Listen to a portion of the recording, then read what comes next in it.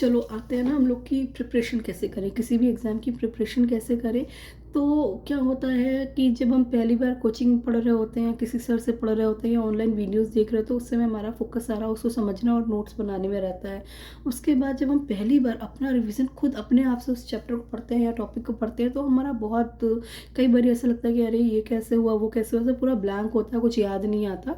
तो जो first self revision होता है ना, उसमें बहुत ज़्यादा टाइम लगता है, बहुत ज़्यादा टाइम लगता है। तो फर्स्ट सेल्फ रिवीजन हो जाता है। उसके बाद में जब हम सेकंड सेल्फ रिवीजन करते हैं, तो उस समय क्या होता है, काफ़ी चीज़ें समझ में आ जाती है, बहुत सारी चीज़ समझ में आ जाती हैं। और उस समय आपको ये पता चल जाता है कि अगर किसी टॉपिक में 20 क्वेश्चन है, 25 क्वेश्चन है, 10 क्वेश्चन भी हैं, तो उस समय आपको ये पता चल जाता है कि 10 क्वेश्चंस में से बहुत सारे क्वेश्चंस ऐसे होते हैं जिसमें कुछ पार्ट तो बिल्कुल कॉमन होता है, मतलब कुछ कुछ कैलकुलेशन तो बिल्कुल कॉमन होती है।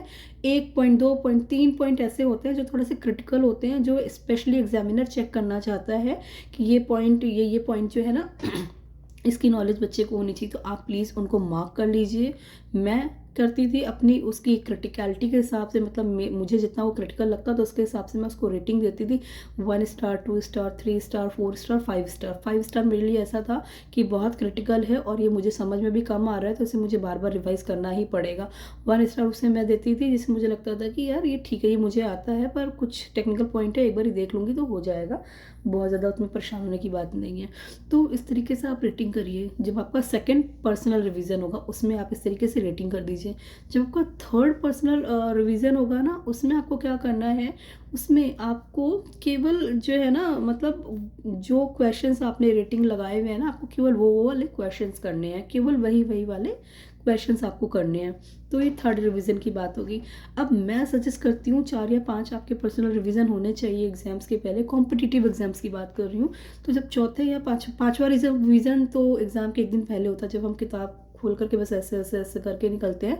तो चौथे रिवीजन में मैं आपको सजेस्ट करूँगी कि जो वो पर्टिकुलर पॉइंट्स हैं ना, वो जो पॉइंट्स हैं जिनमें आपने मार्किंग करी, रेटिंग करी है 1 स्टार, 2 स्टार, 3 स्टार, उन पॉइंट्स को आप सॉल्व करिए। Never audit the numerical. मतलब इसका मतलब है कि आप कोई न्यूमेरिकल है या कोई सवाल है, उसको हमेशा सॉल्व करिए। आप उसको ऑडिट मत करिए कि हाँ देखा, हाँ हो गया, हाँ हो गया, ऐसे, हाँ हाँ हाँ हाँ हाँ। No, you have to just take a pen and a paper and start solving that, क्योंकि वो इफेक्टिव होता है।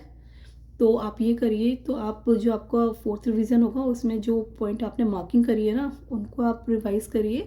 और जो फिफ्थ रिवीजन होता है, वो तो एग्ज़ाम के जो एक दिन पहले वाला होता है, उसमें हमें क्या करना होता है, उसमें हमें वो जो सारे आपने जितने भी मार्किंग करी है पूरे कोर्स में, उन उसकी तो बहुत ज़्यादा कंपाइल हो जाता है। जब पूरे में से हम छाट लेते हैं 1 स्टार 2 स्टार करके अपना टॉपिक छाट लेते हैं, तो वैसे ही बहुत ज़्यादा समराइज़ हो जाता है सारी चीज़ें।